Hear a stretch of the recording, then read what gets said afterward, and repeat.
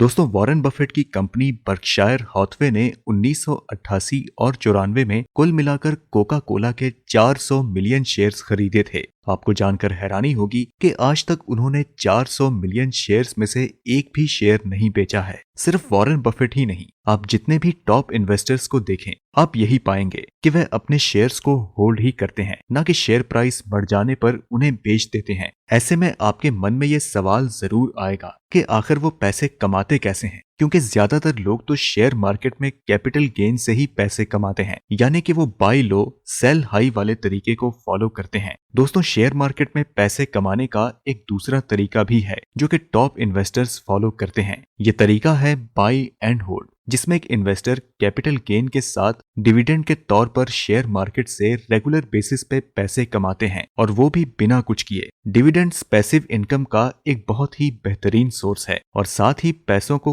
काम पे लगाकर पैसे कमाने का ये बेहतरीन एग्जाम्पल है। इस वीडियो में मैं आपको पावर ऑफ डिविडेंड के बारे में बताने वाला हूँ, और कैसे आप इसकी मदद से शेयर मार्केट से लॉन्ग टर्म में रेगुलर पैसिव इनकम कमा सकते हैं। इसलिए आप इस वीडियो के आखिर तक बने रहें।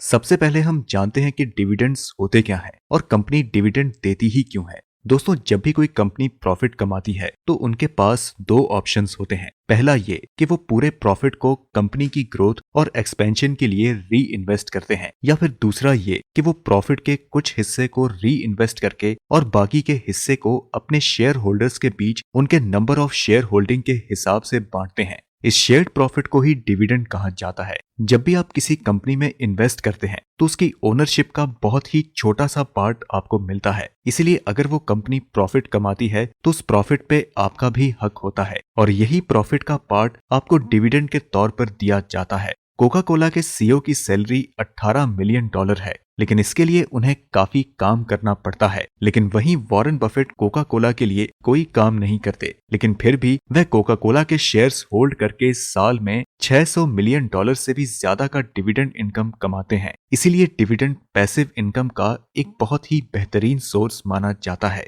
ठीक कंपाउंडिंग की तरह हमें डिविडेंड्स की भी एक्चुअल पावर लॉन्ग टर्म में देखने को मिलती है। अब जैसे एग्जाम्पल के लिए वॉरेन बफेट को कोका कोला से 1995 में अपने $1 बिलियन इन्वेस्टमेंट पर $85 मिलियन का डिविडेंड मिला था, लेकिन आज उन्हें उसी अमाउंट पर $650 मिलियन का डिविडेंड मिलता है। डिविडेंड की इस पावर को हम वीडियो के आखिर में काफी डिटेल से समझेंगे। फिलहाल हम जानते हैं कि क्यों कुछ कंपनीज डिविडेंड देती हैं और कुछ कंपनीज डिविडेंड नहीं देती। इसे समझने के लिए हमें दो हाइपोथेटिकल कंपनीज X और Y का एग्जाम्पल लेना है। कंपनी X और कंपनी Y दोनों ही ऑटोमोबाइल्स बनाती हैं, लेकिन कंपनी X कुछ ही साल पुरानी है। कंपनी X को ग्रो करने के लिए नई फैक्ट्रीज बनानी है, प्रोडक्शंस बढ़ाने के लिए नई इक्विपमेंट्स खरीदनी है और अपने प्रोडक्ट्स की मार्केटिंग करनी है, ताकि वो मार्केट में अपनी ब्रांड वैल्यू बना सके और एक सक्सेसफुल कंपनी बन सके। इसी वजह से कंपनी X को ग्रो करने के लिए काफी पैसों की जरूरत होती है, और दोस्तों इसीलिए कंपनी X अपने सारे प्रॉफिट्स को री इन्वेस्ट करती है, जिसकी वजह से ये डिविडेंड नहीं देती है। जबकि दूसरी तरफ कंपनी Y काफी पुरानी कंपनी है, जिसकी दुनिया भर में कई सारी फैक्ट्रीज हैं। इनके पास सभी जरूरत की मशीन्स और इक्विपमेंट्स हैं, और इन्हें प्रोडक्शन रिक्वायरमेंट अचीव करने में कभी कोई प्रॉब्लम नहीं होती। साथ ही इनकी मार्केट में अच्छी ब्रांडिंग है और ये काफी पॉपुलर कंपनी है। इसलिए जब भी इन्हें प्रॉफिट होता है तो इनके पास पैसे री इन्वेस्ट करने के लिए ज्यादा कुछ होता नहीं है। इसी वजह से ये कंपनीज अपने प्रॉफिट को अपने शेयर होल्डर्स के बीच बांट देती है। एक कंपनी जब चाहे डिविडेंड देना शुरू कर सकती है और जब चाहे डिविडेंड देना बंद भी कर सकती है। ये पूरी तरह उस कंपनी के और उस कंपनी के बोर्ड ऑफ डायरेक्टर्स के फैसले पर डिपेंड करता है। अगर आप डिविडेंड इनकम कमाना चाहते हैं तो हमेशा ऐसी कंपनी में इन्वेस्ट करें जो कि कई सालों से रेगुलर डिविडेंड देती आ रही हैं और जिनके फंडामेंटल्स अच्छे हों। साथ ही आपको उनके डिविडेंड पे आउट रेशियो को भी जरूर चेक करना चाहिए। डिविडेंड पे आउट रेशियो ये बताता है कि कोई कंपनी अपने प्रॉफिट का कितना % डिविडेंड देने के लिए खर्च करती है। जैसे कि अगर किसी कंपनी के लिए डिविडेंड पे आउट रेशियो 60% है तो इसका ये मतलब है कि अगर उस कंपनी को ₹100 का प्रॉफिट होता है तो वह कंपनी ₹40 ग्रोथ पर री इन्वेस्ट करेगी और ₹60 डिविडेंड्स के लिए देगी। आपको हमेशा ऐसे ही डिविडेंड पेइंग स्टॉक में इन्वेस्ट करने चाहिए जिसका डिविडेंड पे आउट रेशियो 50 से कम हो। और अगर किसी कंपनी का डिविडेंड पे आउट रेशियो बहुत ज्यादा है तो ये दर्शाता है कि उस कंपनी का ग्रोथ स्कोप काफी कम है और वो कंपनी अब काफी स्टेबल हो चुकी है। दोस्तों अब हम जानते हैं कि डिविडेंड इनकम कैसे कैलकुलेट होता है। डिविडेंड इनकम कैलकुलेट करने के लिए हमें पहले डिविडेंड यील्ड के बारे में जानना होगा। ये एक फाइनेंशियल रेशियो है जो कि हमें बताता है कि कोई कंपनी आपको पर रुपी इन्वेस्टमेंट पर कितने % का डिविडेंड देती है। जैसे कि अगर किसी स्टॉक का डिविडेंड यील्ड 5% है तो इसका मतलब है कि वो कंपनी 1000 रुपए के इन्वेस्टमेंट पर आपको एक साल में 50 रुपए का डिविडेंड देगी। इंडिया में आप फ्रैक्शंस में शेयर नहीं खरीद सकते हैं,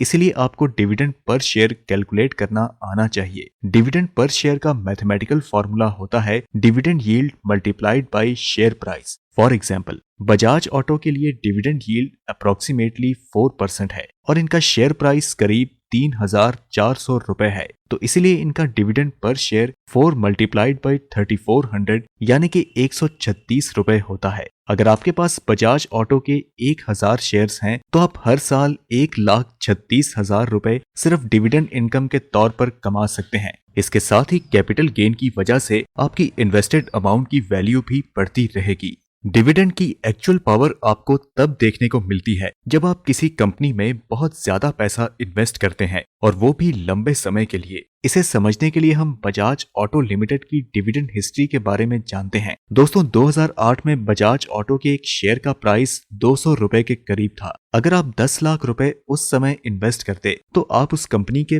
5000 शेयर्स खरीद पाते। 2008 में बजाज ऑटो एक शेयर पर 20 रुपए का डिविडेंड देता था, यानी कि इनका डिविडेंड यील्ड 10% था। क्योंकि आपके पास बजाज ऑटो के 5000 शेयर्स थे, इसलिए आपको 2008 में 1 लाख रुपए का डिविडेंड मिलता। आज 2021 में बजाज ऑटो के एक शेयर का प्राइस 3400 रुपए के करीब है, लेकिन इसका डिविडेंड यील्ड सिर्फ 4% है। अगर आप कैलकुलेट करें तो डिविडेंड पर शेयर करीब 136 रुपए निकल कर आता है, क्योंकि आपने बजाज ऑटो के 5000 शेयर्स होल्ड करके रखे हैं। इसलिए आपको 2021 में 6,80,000 रुपए सिर्फ डिविडेंड इनकम के तौर पर मिलते। इसके अलावा आपका 10 लाख रुपए का इन्वेस्टमेंट अब ग्रो होकर 1,70,00,000 रुपए का हो चुका होता। पैसिव इनकम का इससे बेहतर एग्जाम्पल आपको शायद ही कहीं और देखने को मिलेगा। दोस्तों रियल लाइफ में ऐसे हजारों इन्वेस्टर्स हैं जो कि डिविडेंड के इन बेनिफिट्स को एंजॉय कर रहे हैं। वो शेयर मार्केट में एक्टिव रहें या ना रहें, उन्हें डिविडेंड इनकम के तौर पर लाखों रुपए मिलते हैं। और यही कारण है कि top investors dividend paying stock में इन्वेस्ट करते हैं और अपने शेयर्स को होल्ड करके रखते हैं। वो उन शेयर्स को तभी बेचते हैं जब वो कंपनी नॉन प्रॉफिटेबल हो जाती है। अब हम जानते हैं कि डिविडेंड सबके लिए ऐसे ही काम करता है, और क्या आप भी डिविडेंड पेइंग स्टॉक से रेगुलर पैसिव इनकम कमा के फाइनेंशियली फ्री हो सकते हैं या नहीं। ये कम्प्लीटली डिपेंड करता है आपके फाइनेंशियल गोल्स और आपके इन्वेस्टमेंट अमाउंट पर। अगर आप स्टॉक मार्केट की मदद से कम उम्र में ही फाइनेंशियली फ्री होना चाहते हैं तो डिविडेंड्स आपके लिए नहीं है। फिर आपको ग्रोथ स्टॉक्स और म्यूचुअल फंड में ही इन्वेस्ट करना चाहिए। लेकिन अगर आप अपना रिटायरमेंट सिक्योर करना चाहते हैं और फ्यूचर प्लानिंग में इंटरेस्टेड हैं तो आपके लिए डिविडेंड स्टॉक्स काफी बेहतर साबित हो सकते हैं। आपको सिर्फ उस स्टॉक में लगातार इन्वेस्टमेंट करनी है ताकि आप उस कंपनी के ज्यादा से ज्यादा शेयर्स होल्ड कर सकें। अगर आप किसी स्टॉक में बहुत ज्यादा शेयर्स होल्ड नहीं करते हैं तो फिर ऐसे में आपके लिए डिविडेंड इनकम काफी कम होती है, जिससे कि आपकी लाइफ में कोई खास फर्क नहीं पड़ेगा। लेकिन अगर आप डिविडेंड इनकम को रिटेन करने की बजाय इन्हें री इन्वेस्ट करते हैं तो आपकी इन्वेस्टमेंट कंपाउंडिंग की मदद से ग्रो करना शुरू कर देता है। इस इफेक्ट को हम आने वाली वीडियोस में काफी डीपली समझेंगे। तो दोस्तों आज की इस वीडियो में इतना ही। शेयर मार्केट और फाइनेंस से जुड़े और भी इंटरेस्टिंग वीडियोस देखने के लिए आप हमारे चैनल को सब्सक्राइब करें, और अगर आपको इस वीडियो में कुछ सीखने को मिलता है तो आप इसे लाइक करें और अपने दोस्तों के साथ ज्यादा से ज्यादा शेयर करें। हम मिलते हैं आपसे अगली वीडियो में।